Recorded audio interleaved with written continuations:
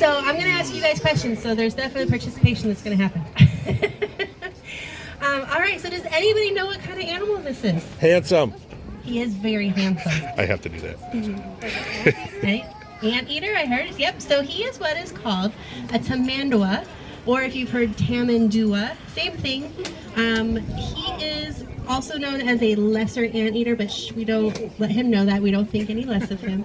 It's just because he is smaller than his cousin, the giant anteater, which is a ground-dwelling species of anteater. So this is Otis, and he has been with us for quite a long time. Any guesses as to how old he may be? 6 or 7? 14. 14. Good guesses. Yes, he is right around 13, 14. He is one of our animal ambassadors, so he comes out here and he does presentations like this. We work with him almost every day. And as we can see, he does a very good job at doing this. She's tapping to indicate, let's go over here for more treats. A bunch of different things right now. So out in the wild, these guys are going to eat ants and termites. Those are going to be those main food sources. Here we have what's called insectivore diet. It's a pellet. It's a high protein diet that kind of mimics all of those ants and termites.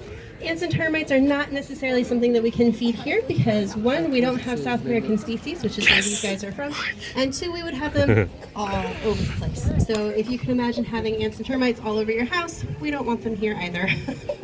So we have that insectivore pellet, and then we also have mealworms and waxworms. So if any of you guys have reptiles at home, I'm sure you're probably familiar with mealworms and maybe waxworms. Those are kind of like the candy of the worm world. And again, with these guys, they absolutely love those. So those are what we call our high reinforcers. So if we want him to do something that maybe he's just not really in the mood for, give him a little bit of waxworm and he's pretty happy to do something for that. The other thing we also give him is avocado. So he is a California boy. He loves that avocado. And that's another one of those things that he really, really likes. So things you guys can kind of see with him. So living down in South America, these guys live in the forest down there where it's nice, hot, and humid. He has obviously some hair on him, so he is a mammal. That hair does help to keep him warm, but he doesn't need a ton of it because where they live it does not get very cold. But being in an area where there's lots of rain, it's kind of like an umbrella for him. So when we go outside and it's raining, we've got our rain gear on, so we've got our boots, we potentially have rain pants and jacket, we have our umbrellas, right? We don't want to get wet. Well, these guys don't have all of that gear. So in a rainforest, his hair is what is going to help protect him. So it kind of acts like a rain jacket for him that's already built in. Otis. So he does have some oils and things that kind of help to repel some of that water, and it keeps him nice and dry and warm. So you guys can see right now, so if you guys pretty close here, you can kind of see that tongue that he has. So being an anteater, their tongue can come out about 14 to 16 inches, and he doesn't have his tongue attached in his mouth like the rest of us, right? So our tongue is right here in our mouth. You can see the back of your mouth. You can see where it attaches. These guys, their tongue actually is hinged kind of in that shoulder area. And so you can see with that 16 inches coming all the way up from there that his tongue is actually probably longer than that in total. But we only see about that 14 to 16 inches. So what he does is he's going to use that tongue to get those ants and termites. So if anybody has seen termite mounds, ant hills, all of those things, they're pretty intricate and they can get really, really big. And some of those termite mounds can actually be the consistency of like the ground you're standing on, so the concrete. So how does he get into those? One, okay, yeah, he can stick that tongue down in there, but not all those ants and termites live up at the top of that mound, right? So if you look at his hands in the front, his front feet, he's got really large claws. So does anybody here remember Popeye? Yeah, so dating ourselves. But if you look at those front arms, that's all muscle. That's not all hair. So they have extremely large muscles on those front legs. They have those really sharp claws. And so what they do is they're going to go up to a termite mound that, like I said, is the consistency of concrete, like what we're standing on. And he's just going to rip that open. So he's going to tear a big hole in the side of that, and he's going to use his tongue to get down in there and try to get at the yummy food that's in there, right? So these guys are really neat in that they will eat some of the adult ants, termites, but a lot of times they go after the larvae, so the babies. And the reason for that is the adults can make more babies, right? So with that, they're not going to just stay at one termite mound or ant hill, right? They're going to go around to different ones. And so what that does, by eating mostly the babies, is it allows those adults to make more, so that when they do come back around to that ant or termite hill, they've replenished their food. So they know not to wipe out their food supply, which is very smart. So before I keep talking, because I can talk forever, we haven't even gotten to all the good stuff. Do you guys have any questions? Does the markings on him, his different colors, mean anything? Do the different markings mean different things? So we have two different, you have southern and northern tamanduas. Basically, it's just different tamanduas have different colors in the black and white. So you have some, so we had a female who was, it's called vested, because if you see that black, it looks a lot like he's wearing a vest. He's got his fancy tuxedo vest on.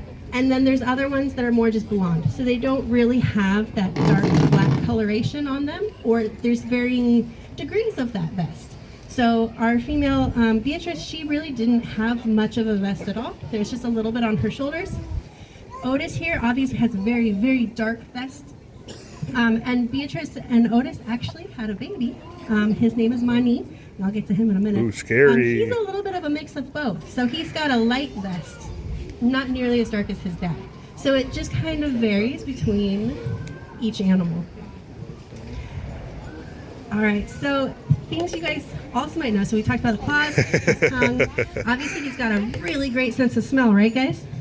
So if you look at an animal, you want to look at their features. So if they've got a really long nose, big nose, it's probably got a really good sense of smell.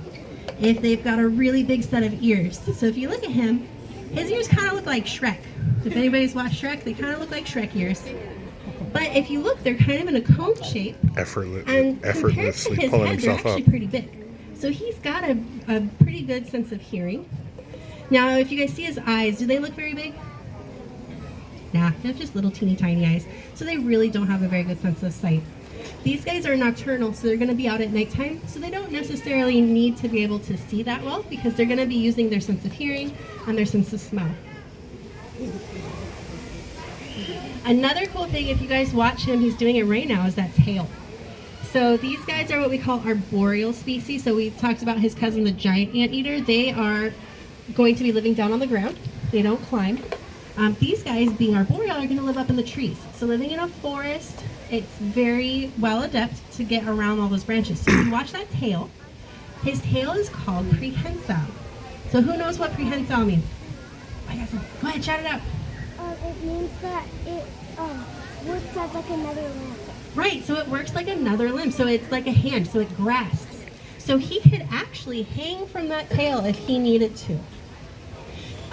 Generally what we have them do is they take those back feet and they'll hold onto the branch and then use the tail mixed with those, because it gives them extra stability. The other cool thing is his back feet. So he can actually rotate those back feet 180 degrees. So who here has a cat at home? Anybody? A couple? So has anybody ever had their cat get stuck up in a tree before? Just putting out avocado. You always kind of hear about that. So cats can't rotate those feet, but if you watch those back feet, he can rotate those. And what that allows him to do is he can climb head first down a tree. So I want everybody to go ahead and stick your hands straight out like this. Now I want you to turn it like this. So that's 180 degrees. So now I want you to take your foot, and I want you to rotate. Wait, no, it doesn't go all the way. So we can't rotate our feet like that. So that's something special for him that he can do. So why would you want to be able to look straight down a tree? What do you guys think would be down at the bottom of the tree? Go ahead, shut up. Anything? Insects, right? There might be some food down there. Ants. Okay, what might he not want to be around? Right. Predator. Predator, right. So he is what we would call a prey animal. So there are other animals that might want to eat him, and they may be down at the bottom of that tree. So if he was going to be climbing down bottom first, it's really hard to see what is down below you. So being able to rotate those back feet and climb down head first, he can keep an eye on everything that's down there and know, hey, there's a predator. I don't want to go that way. I'm going to go this way. All right, so are there any other questions? Can he control like the tip of his tongue, like when it's out of his mouth? Good question. Can he control the tip of his tongue? As far as I know, they cannot necessarily like move it whichever way they want. Yeah. They kind of just stick it out, and it can kind of curl around. But for the most part, it's just sticking it straight out and whatever they can get with it. It looked almost like when he was eating off the rock, it almost looked like a yo-yo. Yeah, it just kind of comes that's out. Definitely like what it is. So because it's attached here in their chest, and so it actually kind of like rolls up. So it's almost, sticking it out. It's like when you bring it up, the yo-yo in your hand, it rolls up. So it's very, very similar to a yo-yo, yeah. Yep, what was your question? Good question. Do they swim? I do believe they can swim. We have never had our Tamandua swim. We do give them water, and they do like to take baths, and they do like to play in it, but we have never had ours swim. Can they control their tip of their tails? Good question. Can they control the tip of their tails? So they can to a point. So they can use it to wrap around something, but they're not going to be able to just grab just a tiny little thing with the tip of their tail, if that makes sense. So they can wrap their whole tail. They can, kind of like the yo-yo, they can wrap it around, but the tip of their tail, they can just go like this. But there are enough muscles in there that if he can hold on, he can hang just by that tip if he needs to. Can he control the tip of his toenail? The tip of his toenails. So the question, he can control where the finger part is, right? Just like us, but he can't necessarily control the fingernail. So it would be like us being able to control our fingernails. It's the same thing with hips. So he can't control the fingernail, but he can the tip of his finger. All right, so Otis here, so like I said, we got more juicy things about him. So he is in our breeding program. So have any of you guys heard of an FSP before? Yes. So FSP is our species survival plan. So we have that for a good majority of our animals here. And basically it's kind of like the online dating world for animals. So we don't want to put, obviously, brothers and sisters, moms, we don't want to put animals that are related together. And so they kind of watch the genetics for each animal that we have. And then based off of those genetics, they suggest what is the best pairing for these animals. So Otis here was paired with Beatrice.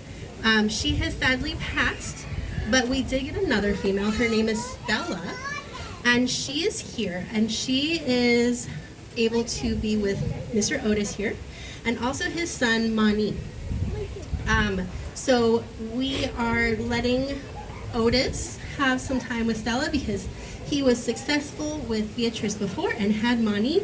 So we wanted to see if we could get him and Stella together because she's fairly young. So he's kind of teaching her all the things. But we're hoping that that will be successful and then we would have a baby Tamandua. So Mani, he was born here back in 2021, and he was actually the first baby Tamandua that we have had born here in about 35 years. So yeah, it's been a roller coaster. And we continue to keep trying to learn more about what's happening when we breed them, about their gestation, about the babies, all of those different things, because there's still not a ton known. And so being able to get all that information has been very rewarding for us, being able to contribute to all the other zoos and trying to figure out how best to do these things. So yeah, again, not a lot's known about quite a few of these animals that we have here and all of the things with breeding and all of that stuff. So it's been really unique being able to see all of those and gather all that information. So yeah. So I heard they're a really clean animal that has no smell at all. Is that? Oh yeah, I forgot about that. Not so much. So these guys, I don't know. Does anybody smell anything right now? It's kind of breezy, so I don't know. If you're up close, you might smell. So if you've smelled a skunky smell, that is not our resident skunk. That is Mr. Otis here. So these guys can emit a smell about 4 times stronger than a skunk. Yeah, so you don't want to make him mad, right? So we're lucky that we have never had that happen here. When they do go to the bathroom, you do smell it quite a bit. It's just one of those things, right? So they do have this real musty smell that we get. But they're known as stinkers of the forest. So that's another way that they will protect themselves from predators. So they've got those sharp claws that they'll stand up and they can show those. And then they can emit that smell. And if you saw his coloration, so black and white, a skunk is also black and white. So those colors saying, stay away from me, you don't want to mess with, you don't want. So, yeah, what's your question? Do they eat nuts? They do not eat nuts, they like insects. So ants and termites. There you go.